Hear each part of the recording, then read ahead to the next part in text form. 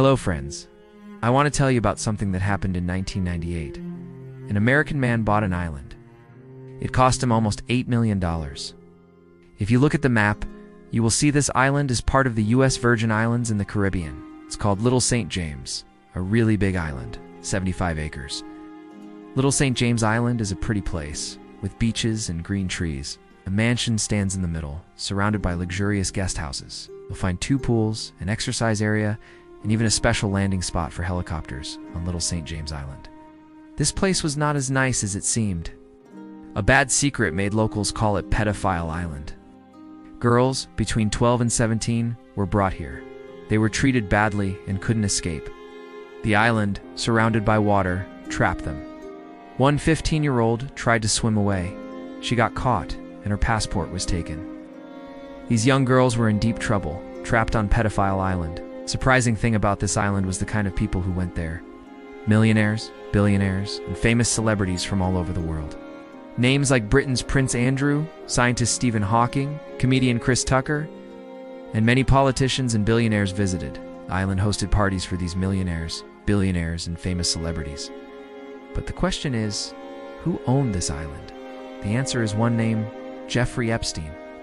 The American presidential elections were a big deal. Donald Trump talked about this a lot. He said that when he became president, he would make all of the Epstein files available to everyone. People asked Donald Trump about the Epstein files in interviews. They wanted to know if he would make them public. Donald Trump always said the same thing. He would definitely make the Epstein files public. Said, "I will." It's January 2025, Donald Trump won the elections again, became the president of the United States. People were really looking forward to seeing the Epstein files. His supporters were very excited about their release. Then in July 2025, the Justice Department of Donald Trump's administration said there was no list of Jeffrey Epstein's clients. They also said no Epstein files would be released. This was a disappointment for his supporters and everyone waiting. Trump himself then did a turnaround, calling the Epstein files a boring thing, saying it was just something the Democratic Party made up. He said it would never go away.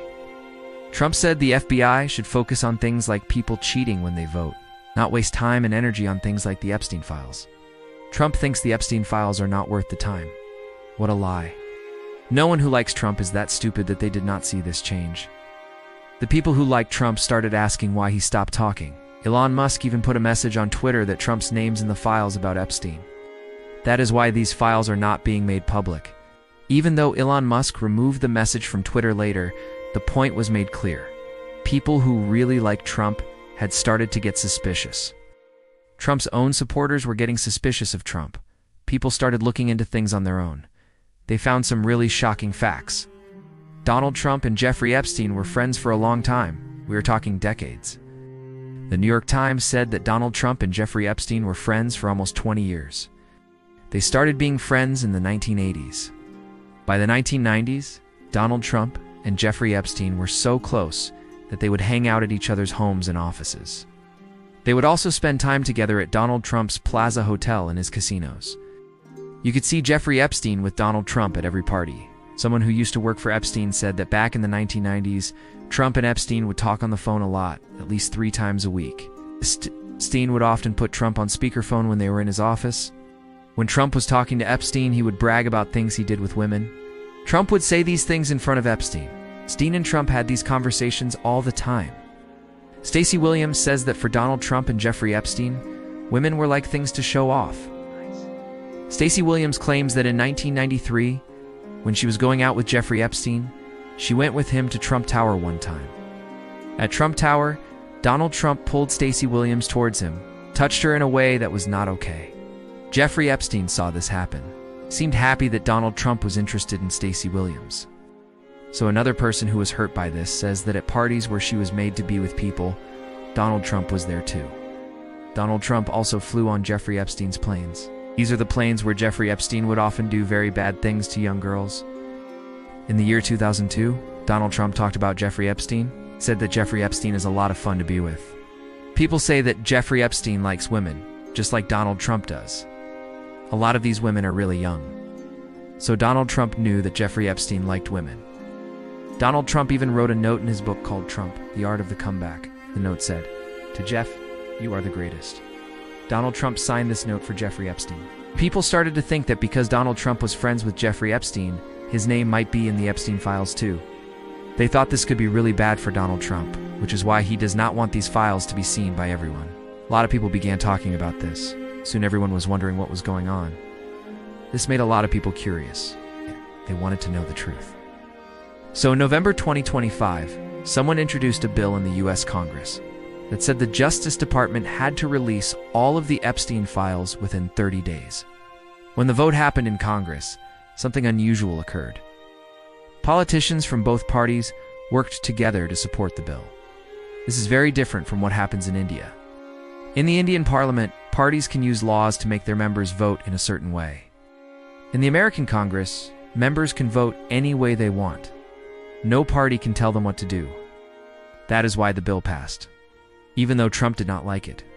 The American Congress is different from the Indian parliament in this way. The bill passed because members of both parties supported it, even if Trump did not agree. On November 19th, Trump had to sign the bill. Some people who liked Trump were really happy. They thought that now the Clintons would be in trouble, and all the things people said about them would be true. Then December 19th came, and the Justice Department only released a few thousand files. Then on December 23rd, they released a lot more. 30,000 documents. The thing is, these documents had a lot of stuff blocked out. Someone had used a marker to black out more than half, so it was hard to figure out what it all meant. Trump's supporters were still waiting to see what would happen with the Clintons. It was not easy to understand what was going on with the Clintons because of all the blacked out parts. When people took a look at these files, they found out that they did not have much to do with Clinton. Instead, they had a lot to do with Donald Trump. The name Donald Trump came up a lot in the Epstein files. There was an email that said Donald Trump had flown on Epstein's plane 8 times. This is interesting because Donald Trump always said he never flew. There was another email that Epstein sent to a reporter. In this email, Epstein said that Donald Trump knew about the girls. Epstein said that he had told Maxwell to put a stop to all of it, and that is how Donald Trump knew. So Epstein said that Trump was aware of what was going on. He did not say anything about it and never contacted the police. Trump knew what was happening. He stayed silent and did not tell the police about it. The newest information is really shocking. The Federal Bureau of Investigation got a call from a limousine driver on October 27, 2020, before the United States presidential election. This limousine driver told the FBI that something bad happened in 1995. At that time, the limousine driver was driving Trump to Teterboro Airport. Trump was talking on the phone with Jeffrey Epstein. They were discussing something very bad, abusing a girl. The limousine driver heard Trump talking to Jeffrey Epstein about this. The call record shows that 4 years later, in 1999, the driver had a conversation with a woman. When the driver talked to the woman about this, she just stopped talking. Then said, "Trump and Epstein raped me." The woman told the driver that some girl took her to a nice hotel or a big building, and that is where Trump and Epstein raped her. The Epstein files also had a letter in them. This letter was signed by J. Epstein. It was sent to Larry Nassar, a man who committed sex crimes. The letter said, "We have one thing in common. We both like ladies." The President of the United States also likes girls, just like J. Epstein and Larry Nassar do. J. Epstein and Larry Nassar are in jail while the President is still the President. J. Epstein thinks this is not fair. J. Epstein wrote this letter in 2019. At that time, Trump was the President of the United States. The thing that really gets my attention is that the Justice Department, which is supposed to be impartial, started acting like it was working for Donald Trump. They said the rape allegations against him were not true and were only meant to get attention. The Justice Department also said the letter was fake. They did not show us any proof or a report to back that up. The Justice Department is supposed to be fair. In this case, it seems like they were taking Donald Trump's side. Donald Trump used these files to attack people before the election. Now Donald Trump is in trouble because of them. The crazy stories that supporters of Donald Trump believed are now hurting Donald Trump himself. So there is something to think about in the story of Jeffrey Epstein, friends. Not all of the Jeffrey Epstein files are out yet. There are more than 1 million documents that people have not seen. The Justice Department says they are still going through these documents and taking out some information. This will take a few weeks. In the documents that we have seen, a lot of information is missing. Names are covered up, dates are taken out. and parts of sentences are blacked out on many pages of the Jeffrey Epstein files. The Justice Department did a bad job with the redactions in a lot of places. There are files where the redacted words can be seen again, with simple things like Photoshop. In some documents, it is even easier than that. You do not even need Photoshop. You can just copy the redacted text from the Justice Department files, paste it into another document, and the words will show up again. The Justice Department redactions are not working like they should. The biggest question now is, what else is hidden in these files? It's claimed that Epstein had evidence against powerful people and a complete list of everyone who visited his island. As time passes, we will see how many presidents, prime ministers, billionaires, tycoons, and princesses are implicated, and how many names emerge from Epstein's black book.